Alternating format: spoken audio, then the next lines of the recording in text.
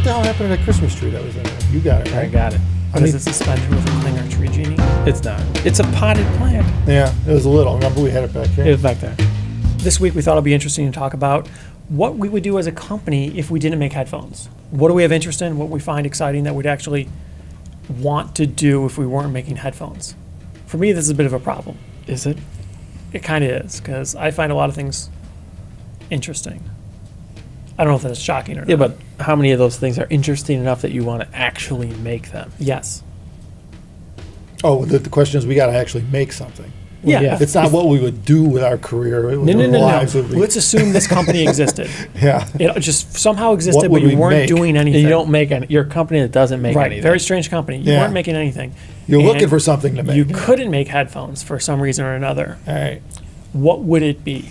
Guitars are pretty cool. I was thinking guitars. Yeah. I like to make guitars. Guitars? We did talk about it once. Keith Yeah, I was can into get it. behind that. Yeah. Yeah, like make the pickups and everything. Yeah, we could really Yeah. CNC the wood. Yeah, I think we could tweak the crap out of a guitar. Yeah. Guitar's a good option. Yeah. And I'm a little displeased with a lot of the guitars commercially available. Yeah. They don't seem to really do the handcrafted nature. I think some Well, people you would can enjoy. get 'em. They're very You could get them, expensive. but they're very different than what I would want to do. I want to revolve more around the woodwork.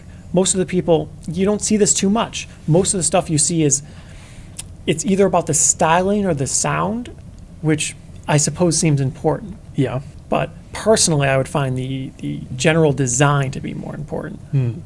Well, The I guess aesthetics. the main thing is most guitars have been made the same way since. Well, Yeah. we're talking electric guitars Right. have been made the same way since the electric guitar came out. Essentially, Since Hendrix, before that. or even before him. Well, it's kind of what people want, right? So I guess there's not a lot of innovation in that industry because I think that'd be the biggest problem. Who's is gonna 'cause buy people something that's want traditional for the most part. I mean, there's outliers, obviously. Yeah, I think if you're going to do it, you got to have your own look, obviously. yeah, Forge your really own path. exotic woods, Yeah. and you need to lay them all up in a weird pattern, then you machine it all. Yeah, and it has to create a certain kind of sound. Like you got to have a house sound. Oh, there's a Sure. reason for it. Yeah. Yeah. Use all kinds of different density woods and whatnot. Yeah, and the pickups got to be. We make our own pickups. Of for sure. course. Yeah, purely machined out of whatever. Turbotanium. Yeah, absolutely. Yeah. With really cool windings, really fancy wire, all that stuff. Of course. Nothing we can't handle. We already do that stuff like that. We just don't make it. We don't make coils. They're not hard to make. Yeah. But Right. yeah, to Yeah, do we- something different, I don't know. Yeah. Do something Anyway. unique. Yeah. I don't know what else. Aside from that, refrigerators maybe. Yeah, You that wanna sounds like a make lot a of work. topic. Yeah, no, yeah, you need some. It's too many. Yeah, they're too big. Yeah, Shipping's a bitch. The nice thing You don't about like like refrigerators? custom guitars is it's relatively low volume. Well, I understand why you brought up refrigerators because you just kind of Yeah, you had your head in about a dozen of them. To be competitive in the refrigerator market, you need to be making that's a tough. lot That's of not refrigerators. Yeah, you got to be need stamping them out. Yeah, scale. You're not making Yeah. high-end machine $14,000 refrigerators. I mean, it'd be refrigerators. nice. Yeah. No, more than that. I mean, even the high-end consumer stuff's $14,000. Yeah. So Yeah, the Wolves I think have gone beyond that already. Sub-Zero. They're It's the same Sub-Zero, brand yeah. though. Yeah, right. Same brand. Yeah, that's a little challenging. They to are really nice get though. into. Yeah.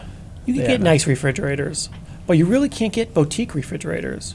That's about as Mm. boutique, As boutique as it gets. gets isn't really boutique. Well, Yeah. they're the custom built-in kind, like yeah, but it's a imagine. standard refrigerator with a new faceplate on it. Yeah. It's a dressed up standard refrigerator. Well, you'd have a separate fridge and a separate freezer. Right. They're completely separate. Sure. Yeah, Freezer a lot of room. people Big do. Yeah. doors. In the high end, they do that. Yeah. Yeah. But nobody really works on the technology behind it.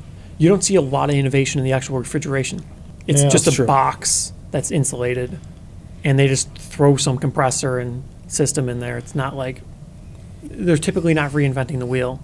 At least you are seeing inverter compressors now in refrigerators, but that's been prevalent in like mini splits for quite a period now. So I wouldn't even really call that innovation.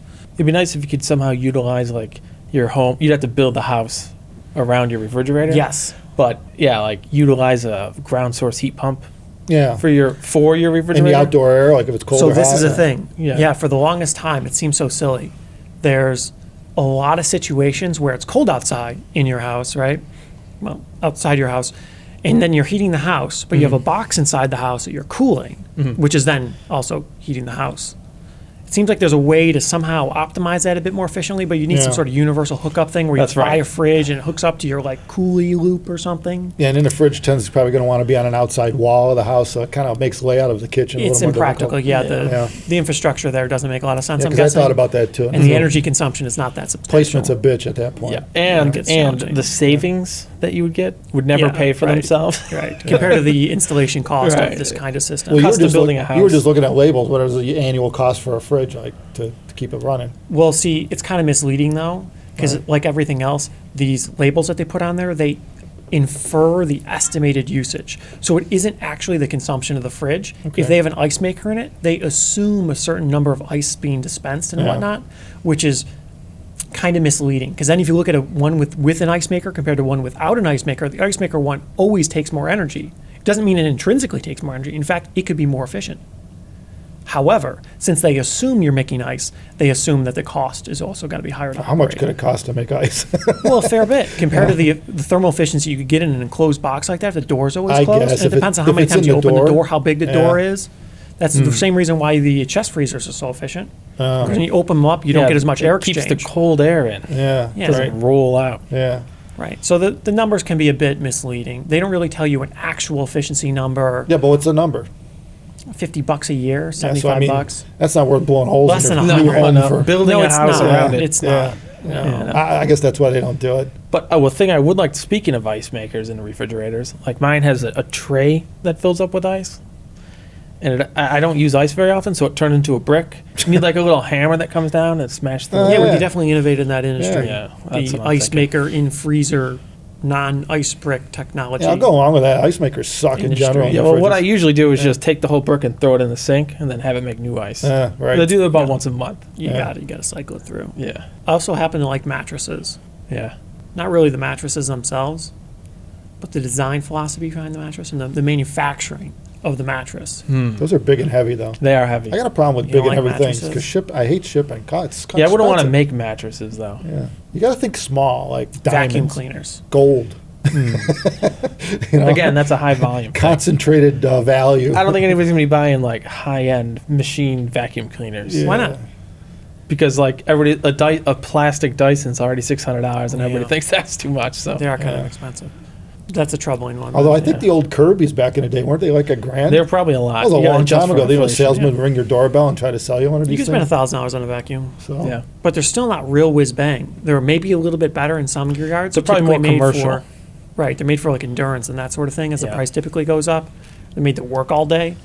But yeah, you really don't see innovation in so many of these consumer industries that are in big volume. I guess the trouble is big volume intrinsically means you need to appeal to a wide array of individuals. Yeah. Just like anything else, you make a consumer car like a Camry, and a lot of people call it soulless or lacking passion and that sort of thing. And yeah, you're not going to have wacky design because a million people need to think it's a great enough car to buy. So yeah, it's really hard to get something really out of the box in that sense, and that probably intrinsically limits your ability. Headphones are one of the few things that I guess people find personable enough that they actually are excited to find something unique and more catered to their tastes. You don't see that so much Well, I in guess a it's like box sports that cars. keeps your food same cold. kind of thing. Same thing, yeah. Car, same deal. It would be nice to make a car, but that's Very complicated. A lot of parts. yeah, That's no. that would take a while. Yeah. That's a troubling one too, because you look at the average car manufacturer, they don't actually make the car. Yeah. Your random big brand car manufacturers, they make very few components in the car. They make the engines usually. They have everybody else make it, right? There's contractors that commonly make these particular components and modules and whatnot, and they just tell them either put our name on it or do it in a way we prescribe, but they don't actually do the manufacturing.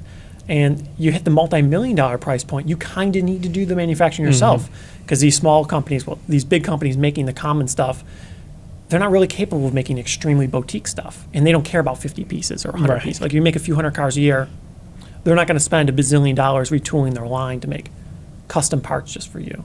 So that's a strange predicament. You need to spend a boatload of money to make a really high-end car. It's very Well, yeah. complicated. It's all you're making is a dozen cars a year. Then Right. everything's custom. so And it expensive. Pretty much has to be. And as it gets more expensive, it makes your product even more expensive because you're further limiting your audience and limiting the suppliers that could supply the parts. I think we should just make accessories for Jeeps. Jeep, Jeep accessories. accessories. That's an Yeah. easy market to get into. Yeah. Yeah. I mean, There's it's a all- lot of It's competition. all specialty, though. it's Yeah. lower A volume. lot of Mhm. competition. It's kind of where we are with our Yeah. current facility, assuming we have a facility when we started asking this question. right, Everything's yeah. the same. Yeah, We're just right. not making you don't. that You just Ah, currently right. do not have a Right, product. because we can Yeah. machine small things all day Yes. long, you know? Mm-hmm. I wouldn't want to. I'm not passionate about Jeeps or Jeep No. accessories though. Yeah. So. Well, how about Tesla? particularly. Does it need anything? There's a pretty ripe aftermarket for that one. There, yeah, it That's does and exist. growing. Got to be something that the car ain't got that we could make. Yeah, but boutique, I don't know if the car's expensive enough. Typically, it's under $100. It's a different thing, though. See, Jeeps, people will be looking for parts to enhance the durability and functionality of their vehicle, and it'd be easier to sell into a market like that at a really high price point for a small component that fixes a problem. Where if you have something that always fails in heavy use or off-roading or something like that, it would be easier to sell a product that fixes that problem. Where, of course, the manufacturer isn't that concerned about solving the issue in a very limited number of cases. You can't think of anything you want in your Model 3? Neither you? Well, that you would be able to manufacture superior to I guess anybody else. the only thing I can think of is like you'd have to do some lightweight wheels or something like that. Oh, yeah, rims. Yeah. Yeah, machine. They'd be Yeah. so expensive. Yeah, that would be pricey. Really, the key would have to be focused around efficiency. You would have to make something that performs better than what is available commercially. Yeah. So if you could make a thing that makes your vehicle better or more efficient or faster or something, I think there would be value there. People would pay a lot for it, but I'm Aerodynamic not seeing dots. it. Aerodynamic dots. There yeah. are people do sell aerodynamic upgrades. Yeah. That's questionable if they do anything. Yeah, Yeah, right. there's a lot of those. Yeah. I mean, it would be nice, like some sort of seamless integration of not indicator, a windshield wash. Windshield stop. wiper stocks. Oh, yeah. People would buy those. Yeah, Yep. Bluetooth wiper stocks. Ooh, yeah. You like Ooh. tape onto the thing. that's pretty cool. Can you interface to the computer? with The Yeah. Yes, I guess theoretically, but currently no. it? Yeah, I don't blame them. It's not a good idea, really. Yeah. Yeah. They claim they were open to the idea, Mm. but they wanted to wait for a few million more cars to get on the road before the platform is big enough that they would open it up to third-party applications. So that seems reasonable enough. And I don't know if they would give you wiper control, but maybe. it's the only thing I'm really Not looking exactly for. a high secure, thing. Well, Yeah. It's not like too giving someone bad. acceleration control. That'd be different. Yeah, it's doable. But yeah, I don't know. It seems like there's a huge number of things that could be exciting. what they need to do then is off all those low priority things in the car onto a separate computer and then just Bluetooth that. Separate wiper computer. Yeah, yeah. Yeah, stuff that doesn't matter. Like high beams, low beams, stuff that even if you could, Yeah. if it was breached, it wouldn't really do anything. Well, you could integrate it all on the same PCB. Who's to say they're not doing that already? Well, that's true. What about mechanical keyboards? We talked about We that talked before. about that. Yeah. Yeah, it'd be pretty nice. That's small enough, and You could do that. I think people would pay $1,000 or $2,000 for a mechanical keyboard in limited numbers, which, of course, we should probably note, it has to be limited numbers, right. right? Assuming everything else is constant, we couldn't make millions of something if we were to actually manufacture it. So, yeah, intrinsically, it needs to be super high end and crazy, because otherwise, if everybody wanted it, we couldn't make a million. I vote for a keyboard. I think Keyboard? that's a good start. Yeah, like a machined titanium keyboard with some sort of magnetic damping system, adjustable, It would be nice. Yeah, would all be the really RGB. cool. Yeah, Yeah, adjustable touch feedback on Yeah. every button. adjustable trigger threshold. Yeah, hell, even if you could do it on an individual button basis, like make course. the return key different than the If you wanted space to, bar. yeah, sure. Because the space bar you always slam, right? It just Sometimes. it seems like it's, Space, so yeah. it seems like it's always slamming. Right. You Well, know? the real nice thing, I think, would be to be able to change the actuation force for the various keys. Yeah. Because you could do that with a lot of keyboards with like springs and O-rings and stuff like that, but it's a mechanical thing, and you don't get granular control. And of course, you can't change it dynamically. So if you have different applications that you require different things for, or if you want to be able to physically lock out keys from motion, that would be kind of nice. Yeah. So in certain applications, if you don't want to be able to physically hit a key, like instead of being able to say like deactivate the Windows key, which a lot of gaming keyboards do, so if you hit the Windows key, the Windows start menu thing doesn't come up and disrupt your game. You could have it so it's really stiff, so it's really hard to accidentally hit it, or things like that, Yeah. I was based just on the thinking, application. yeah, actually, it would be cool if, when you open a certain application, all the keys that you don't need just disappear, They yeah. just no, well, they're still Well, there. they move down, They all just sure, move yeah. down. It's like the magnets just pull them all down, Right, and then the right. ones you have are all raised up. You could do that. That'd be pretty cool. Yeah. But it would be a damn expensive keyboard. Yes, it would. You would need individual be damn control expensive. over every key. Two- $3,000 It'd be a keyboard. deep chassis too, because you got to have a place for these keys to go down You need an into. auxiliary power supply because it takes so much power. Yeah, right. It's got fans in it. Shit, I can't even think off the top of my head how you'd even make it do that without gearing or something. would Oh, no, you could do that. You It do would just it take a magnetic. crazy amount of power. Yeah. Like electromagnetic. So just levitate the No, damn they would thing? just pull all the keys down. So you just It turn would be on a conventional one- system. You would just need some sort of linear position indicator. Well, ideally, you need to know the continuous position status of the key. You need to know rate of acceleration and actual motion. Oh, It's geez. essentially like the piano. Play your piano. Right. But- yeah, actually, we could just copy whatever the hell they're doing. Well, it's quite different than that. Yeah. Because then you could dynamically change the feel too. You can make it feel springy if you want. You can make it feel squishy. Right. You can make it feel like oil filled or more fluid. Did you ever look at the you piano, want. see how they do that? Where they could vary the strike by the volume control. You turn the volume control and it varies how hard it hits the key. It's just acceleration. It's, Yeah. yeah. But I mean, what are presumably they it's a using? Did you solenoid. catch it? It's more of a smooth motion. It's not like jamming it into the thing, you know. So If anyway, I had to guess, it was a solenoid with a spring to always positively return it. maybe. And then that way you could change the speed of travel. The spring would always provide the positive force to have the thing return back. Yeah. And so you would need to put electrical input to overcome this spring force to have motion.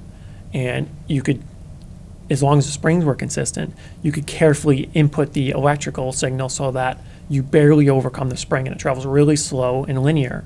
And anywhere along the way, you could change this power input to effectively change the rate of acceleration. And if it has enough mechanical mass, of course, you could have further control.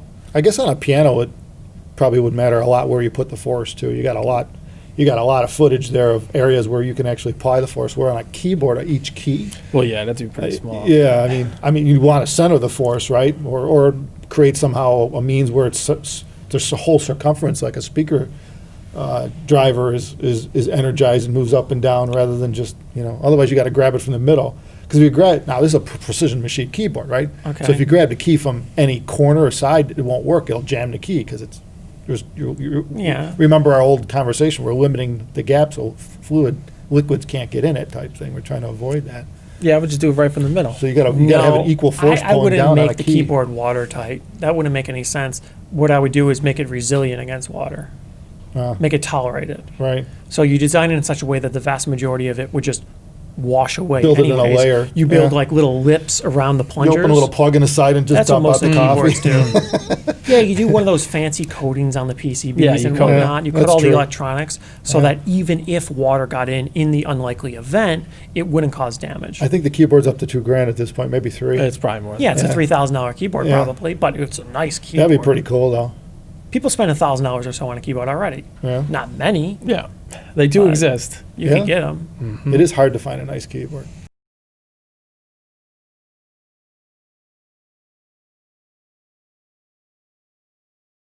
Well, I think we could probably ramble pretty much continuously about this sort of thing. It can Yeah. go. Yeah, I don't know what the entertainment value is, so maybe we should cut it short. Yeah, it doesn't seem funny on our end.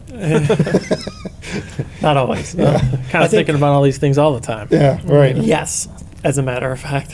Yeah. I think the general takeaway, though, is there's a lot of things I would probably be interested in doing, I'm sure, as well as you. It's just a question of the commercial value behind it, whether other people would be just as interested in it as you, Yeah.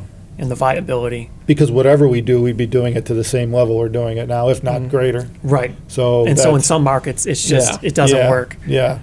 You could do it, but no one's going to buy it. Who's going to buy it? Yeah.